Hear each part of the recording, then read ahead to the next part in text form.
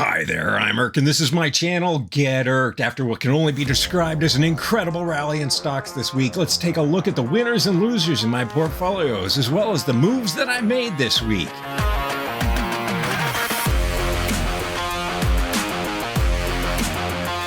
Even though market breadth is starting to widen and a lot of other stocks that weren't involved are getting into the rally, Nvidia is still the place to be and was this week's winner, gaining 10.09%. Throughout the week, Nvidia just made new all-time highs over and over again as more people continue to pile in this stock. Accordingly, I'm going to hold on a little bit and let Nvidia run hot, so I won't be taking profits until it nears $500. It's never a good thing to lose your CEO, particularly when they've been there for a long time and have been incredibly successful. And this was the case for Logitech when Darrell announced this week unexpectedly that he would be leaving to pursue a different opportunity. Whenever a news story like this breaks in any one of my individual positions, this is not a reason to buy the sell-off. We have to wait to see what's going to happen. Logitech hasn't been extremely transparent about how deep their bench goes, so we don't know who's going to replace him. As for what Darrell's new opportunity is, I'm going to throw my hat in the ring and suggest that he's going to be the CEO of GameStop. Now, I know this sounds crazy, but stick with me here.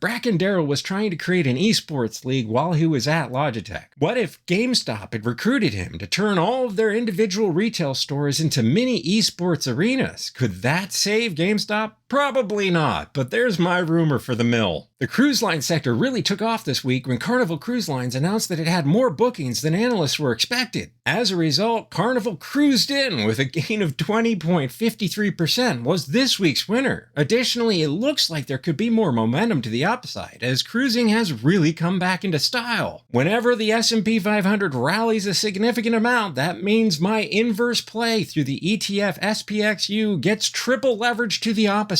And this week, when the S&P 500 rallied over 2.5%, that meant that my inverse ETF crashed 7.25%. As a result, SPXU was the portfolio's biggest loser, and I'm still adding to it because I think it's getting frothy out there and we should be expecting a pullback soon. I took profits in my Airlines ETF position this week at $20.45. The travel sector's really taking off, and the airlines are taking off with it, but even still, I wanted to take some profits. This sale locked in 17.39% in gains on shares that I bought for $17.42 back on March 17th. The sale lowered my per share cost $8.12 from $3.95 to negative $4.17. And what that means is I've taken all of the capital and profits out of this position. Each of the remaining shares adds $4.17 to the portfolio's bottom line. From here, my next buy target is $17.11, above a past point of support that the Airlines ETF saw earlier this year. And my next sell target is $28.77, just below a point of resistance that Airlines ETF saw in 2021. Gold, the precious yellow metal, has once again rolled over, and it looks like it's coming under selling pressure, and naturally that means it's taking the gold miners with it. I added to Barrick Gold, one of my gold miner positions this week, at $16.62.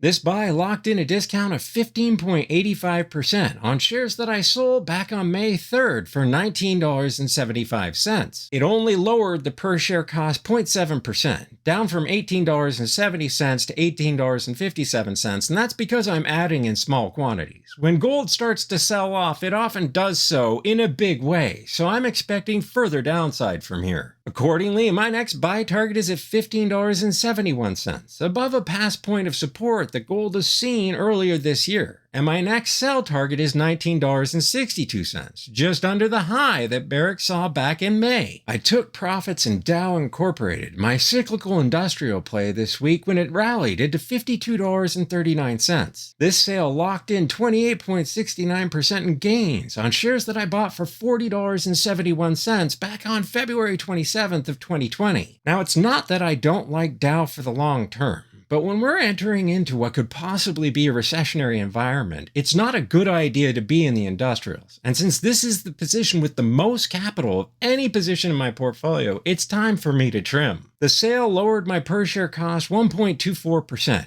down from $28.96 to $28.60. And from here, my next buy target is below its low from 2022 at $41.99. I will continue taking profits in Dow with my next sell target at $57.84. And if Dow makes it over $60, where it's seen a lot of resistance in the past, I will take the opportunity to remove all the remaining capital out of this position. I've been in Dow for more than 4 years now, and it's been a very successful position. But being that I've been in this position for so long and it still has significant capital in it, it's time for me to take that capital out. So if it makes it over $60, out goes the capital and I will play with the house's money from here. I took profits in my Microsoft position when it made a stab for its all-time highs. It actually ended up breaking through its all-time highs before pulling back significantly on Friday. But my sale went through at $346.72 and locked in 95.40% in gains on shares that I bought on May 27th of 2020 for $177.44. I believe in Microsoft for the long term, but the AI craze is starting to get really frothy, and that's why it was time for me to take profits. This sale lowered my per share cost negative $187.60. Down from $115.10 a share to negative $72.50 a share. What a negative share price means is I've taken all the capital out of this position in addition to $72.50 in profit per share of the remaining position. From here, my next buy target is $275.89, just above a key point of support that Microsoft saw recently in 2023. And I have no sell targets at this time. I'm just going to hold and see where the AI craze takes us from here. With the rally continuing in big tech and the Nasdaq,